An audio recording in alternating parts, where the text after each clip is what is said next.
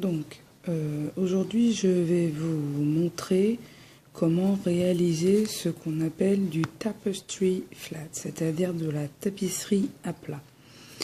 C'est un peu la technique des sacs Mochila pour celles qui ont réalisé.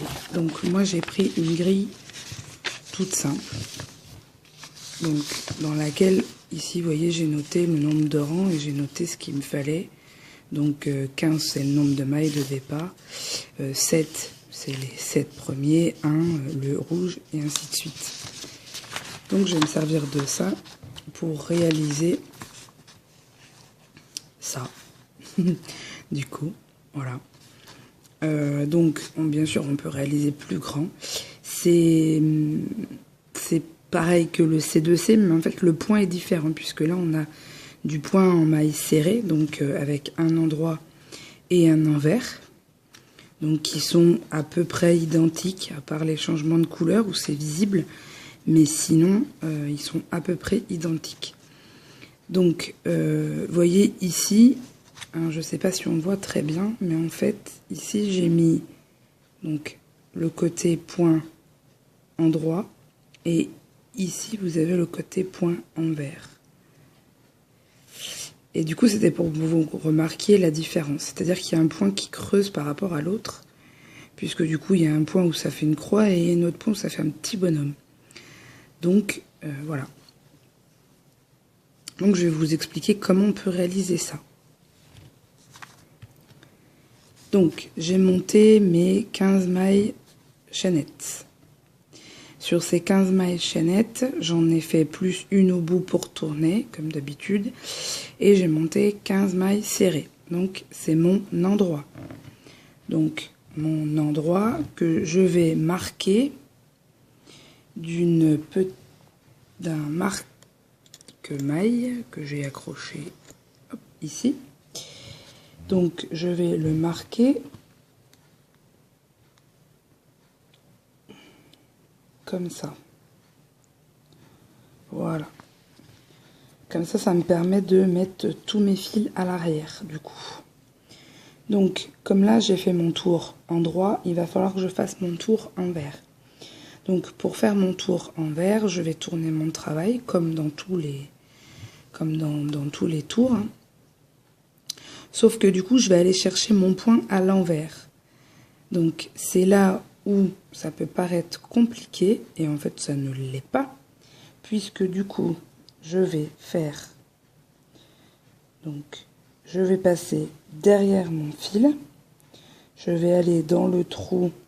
Je vais faire attention à mon verre. Hop, et je vais aller dans le premier trou. Ici donc. Je vais aller chercher mon fil rouge.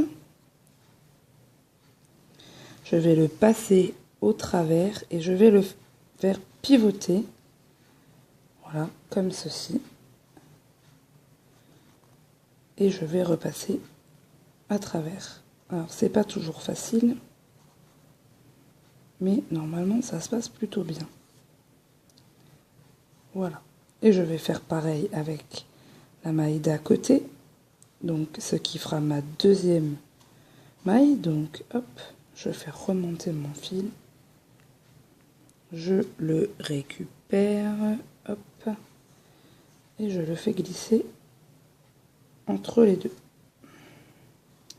Je fais ça une troisième fois. Voilà. Tac. Je le fais glisser.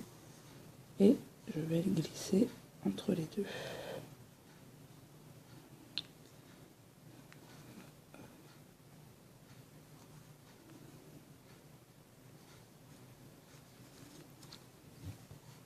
Donc, je vais faire ça. Donc là, ça faisait mon troisième point. Et il faut que j'en réalise donc 7. Donc 1, 2, 3.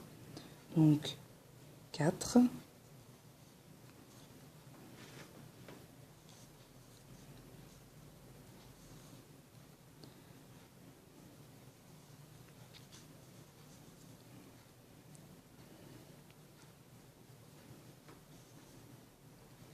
5.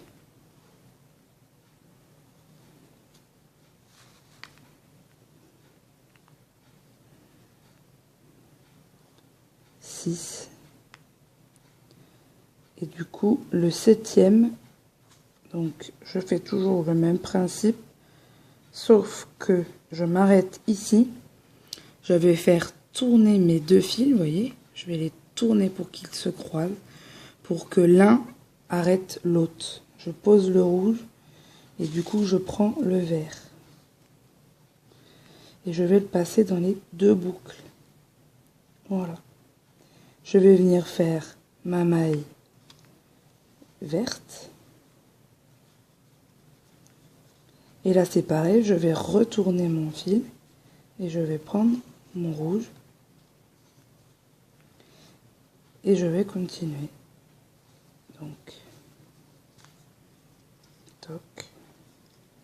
Ça paraît compliqué, mais en fait, une fois qu'on a compris qu'il fallait faire tourner le crochet pour faire revenir le fil devant, et ben du coup, c'est extrêmement facile.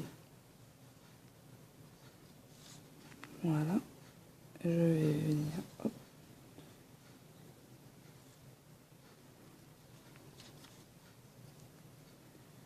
Chercher, toc. Ça fait la 3e. Normalement, j'en ai 7 de chaque côté. 4.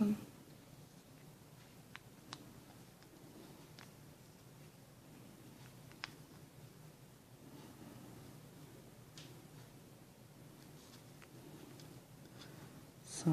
Donc, ça c'est la 6e. Et la 7e est au bout.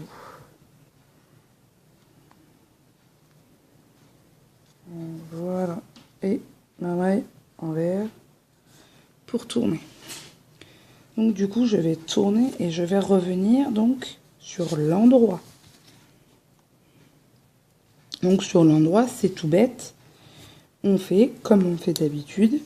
Donc sur l'endroit, moi je vais regarder qu'il me faut donc 6 mailles ici, 3 et encore 6. Donc je vais venir piquer la première comme d'habitude. Donc la première, je la pique ici. Je viens chercher mon rouge et je fais ma maille, ma deuxième,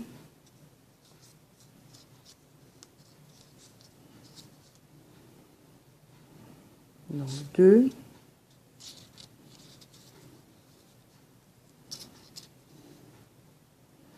3,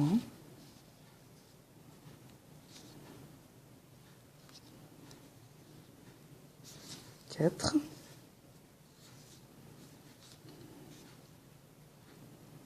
5, la 6e, je lève mes 2 boucles, je vais tourner mes fils, donc tourner mes fils, poser mon rouge le long du travail, reprendre mon vert, et là je vais venir en faire 3. Donc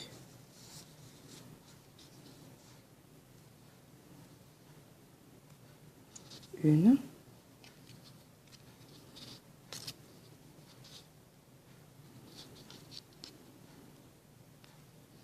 2, 3,